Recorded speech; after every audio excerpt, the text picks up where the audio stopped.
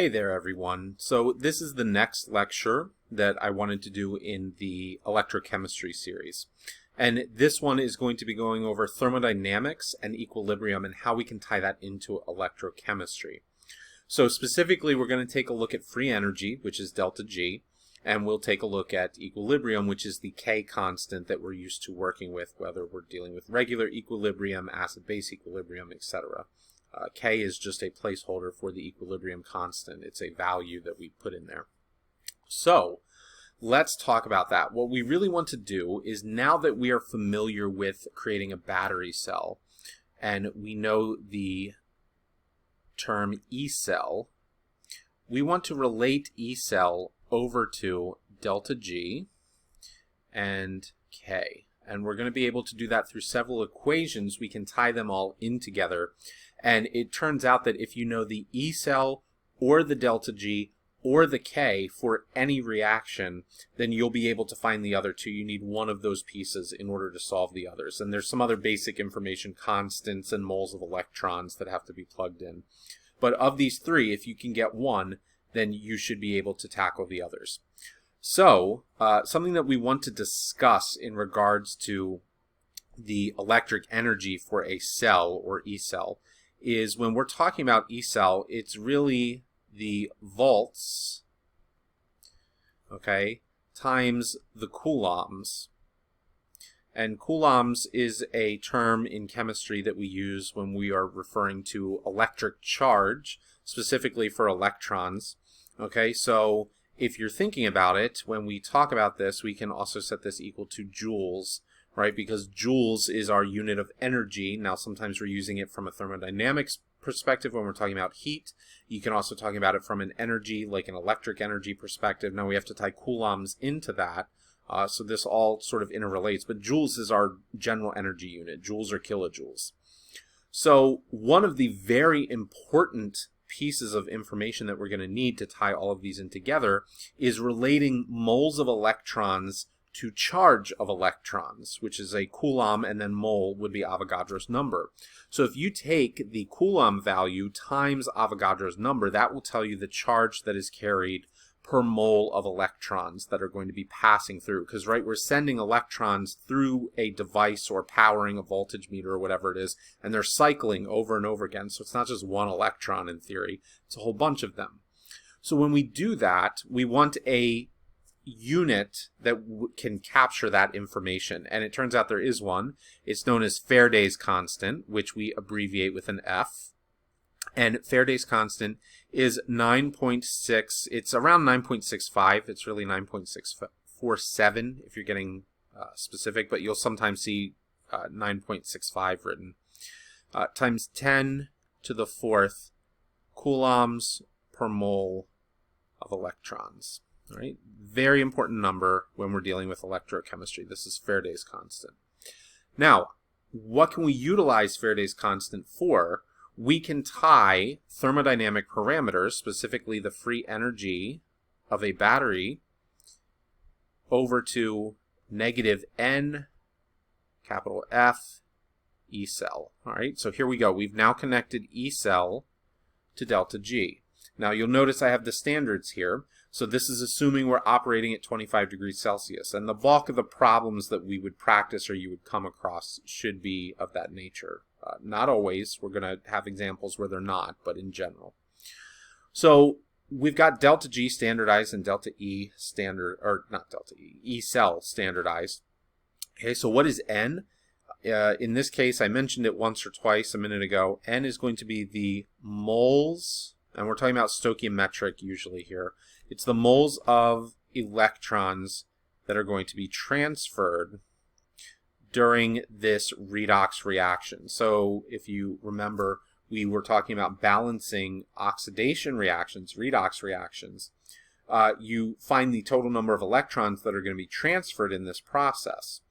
So that value is very important. That's why we wanted to lead with that, because you're going to need to know what the value of N is, and the only way you can do that is by assessing these types of reactions and understanding the amount of electrons that are being passed back and forth. It might be simplistic for when you're just dealing with two metals, but when you have metal complexes, like when we were looking at some of the oxides and we had to balance with water, that can be a little more difficult, and you're going to have to figure out how many electrons are being passed back and forth in a case like that. All right, so obviously, like we just said, F is going to be the Faraday constant, and that will tie everything together here. Okay, so if I know the redox reaction, if I know what components are being utilized, I can determine E cell from my charts, if it's standardized. I know what the Faraday constant is, because that's not going to change. And then I can determine the moles of electrons from my half reactions, and I can utilize that value as N in order to find delta G.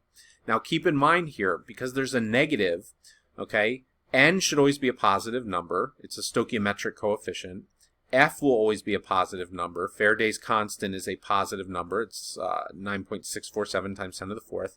So that means you have to look here. If E cell is positive, then delta G is negative, right? Because of that negative value. But if E cell is negative, then delta G is positive. And we know that a delta G that is negative usually corresponds to spontaneity, so a reaction that's going to go on its own.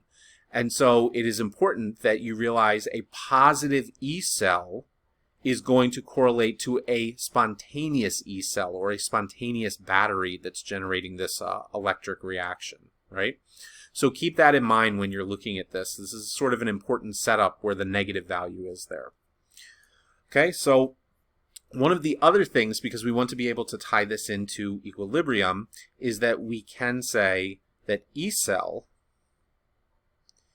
is going to be equal to, now I'm not going to show you how all of this is derived. It comes from the R constant as well as temperature, and because temperature is 25 degrees Celsius, when it's standardized, we're putting that all in to get a value, okay? And the value is E cell equals 0.0257 volts over N, same N as before, and that is times the natural logarithm of the equilibrium constant.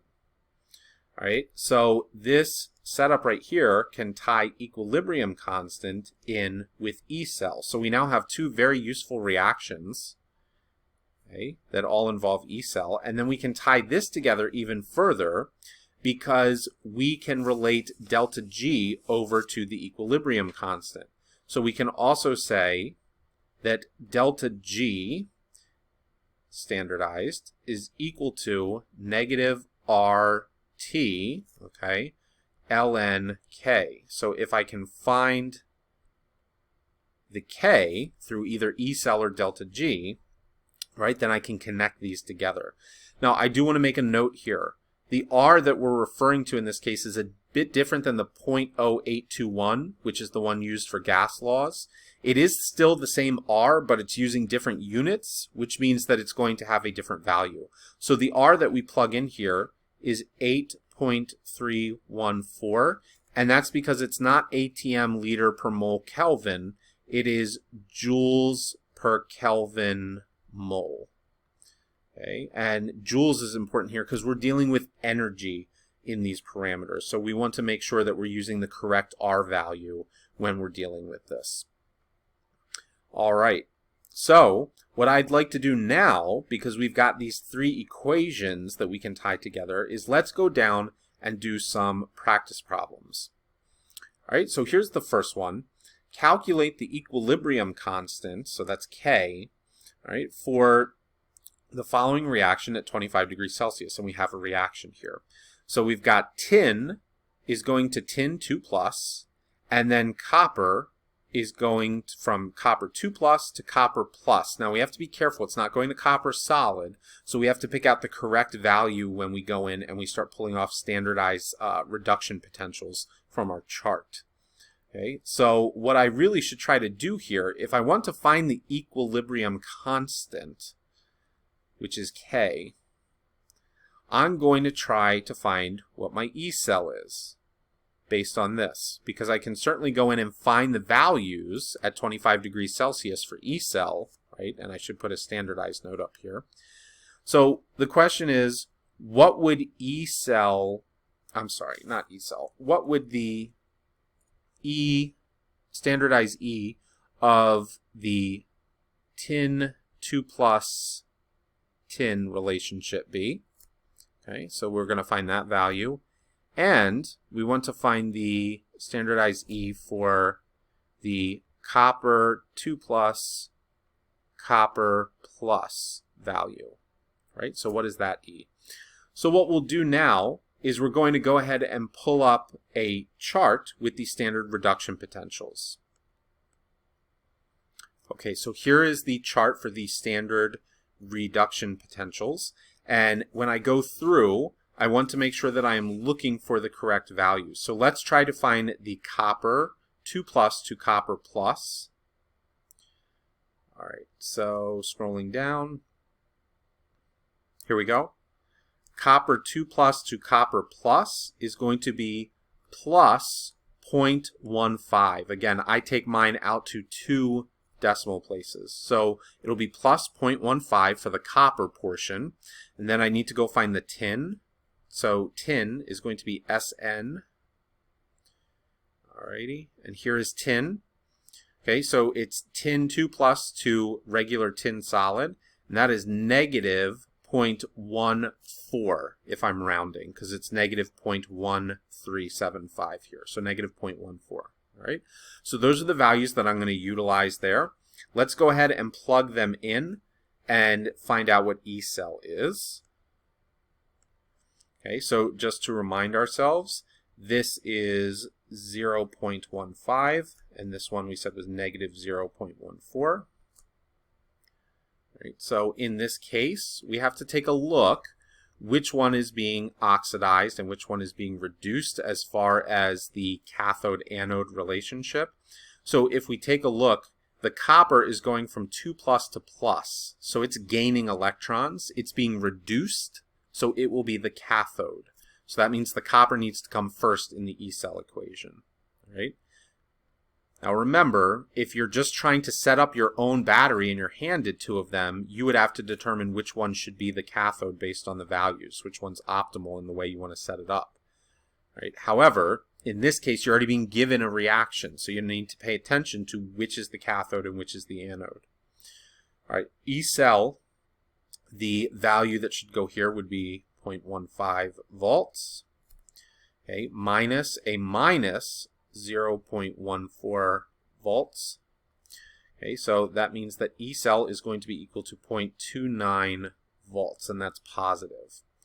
So what I want to find is K, and in order to do that, I would rearrange the equation that I have up here. So if you see, I've got E cell, right, and then I've got this value here. In order to get ln K by itself, I'm going to need to multiply both sides by n. So that'll make it E cell times n.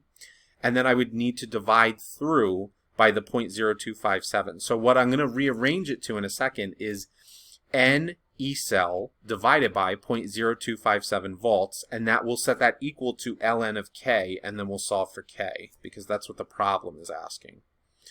All right, so coming down here, what I'll do is I'll say I'm isolating ln K, and I'm going to set that equal to n times E cell. So n, in this case, how many electrons are being transferred?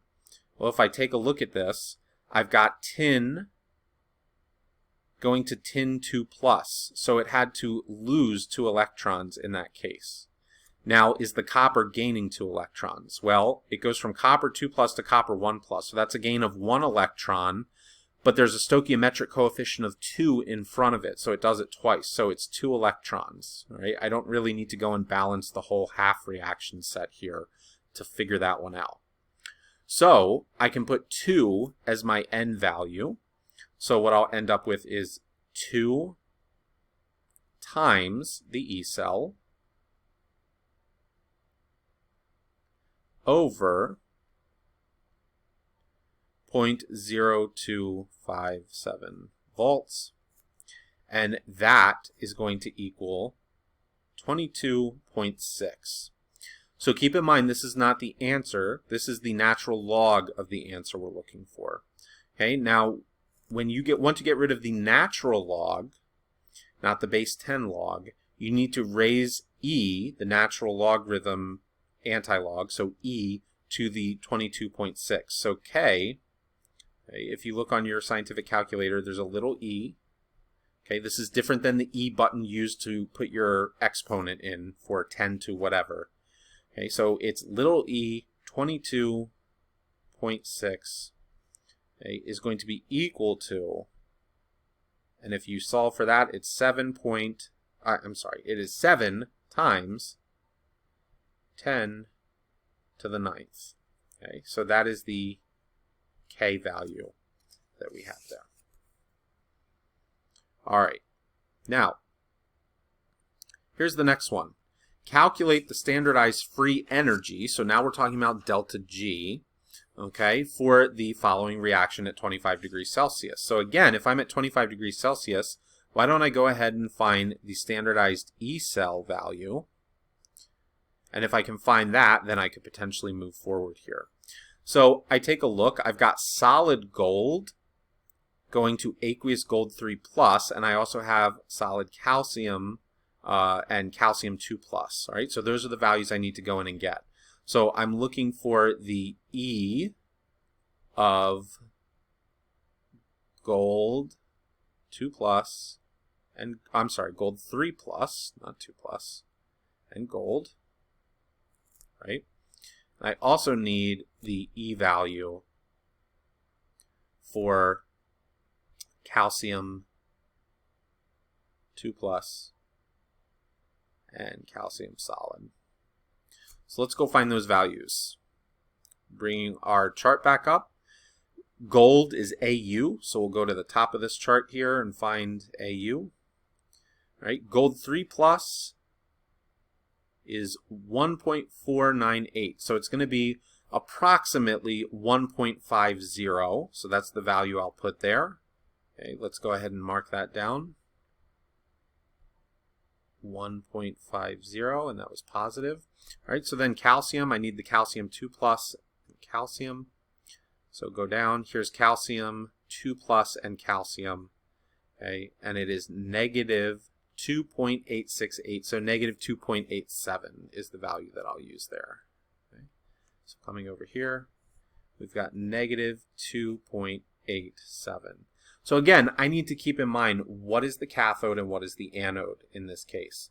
So when I'm looking at it, I can say gold solid goes to gold 3+ ion.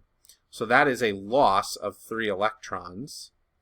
Okay, that would mean that gold is the anode and calcium is the cathode because gold is being oxidized. Oxidized is anode, reduced is the cathode. Okay, so the calcium value needs to come first in the E cell. Right? E cell is going to equal negative 2.87 minus a positive, so I'll still subtract that in this case, 1.50, right? And so what I end up with is negative 2.87 minus 1.50 is going to give me a negative 4.37 volts. So we finally have an E cell here that has a negative value associated with it. That means I should probably see a positive delta G when I finish this setup here. All right, so let's go back and remind ourselves, how do we set these equal? Delta G equals negative NF E cell.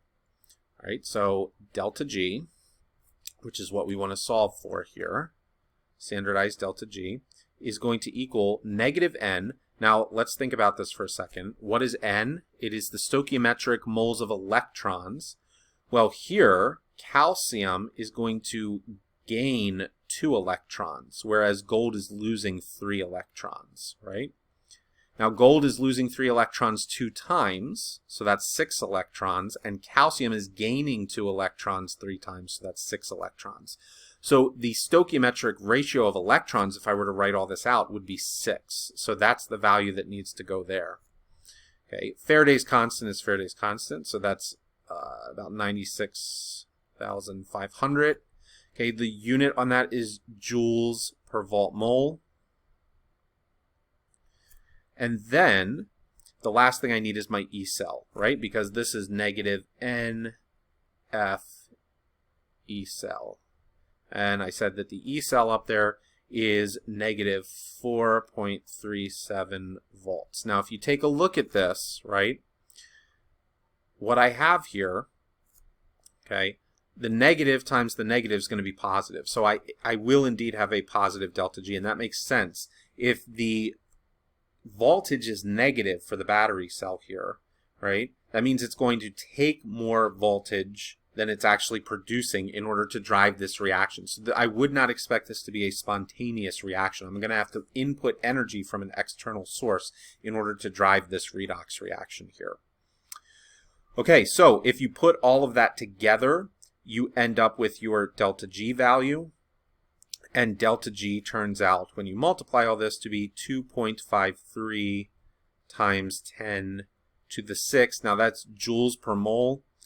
Typically, delta G is reported in kilojoules, so what we will do here is say, or 2.53 times 10 to the third kilojoules per mole. And there is your answer.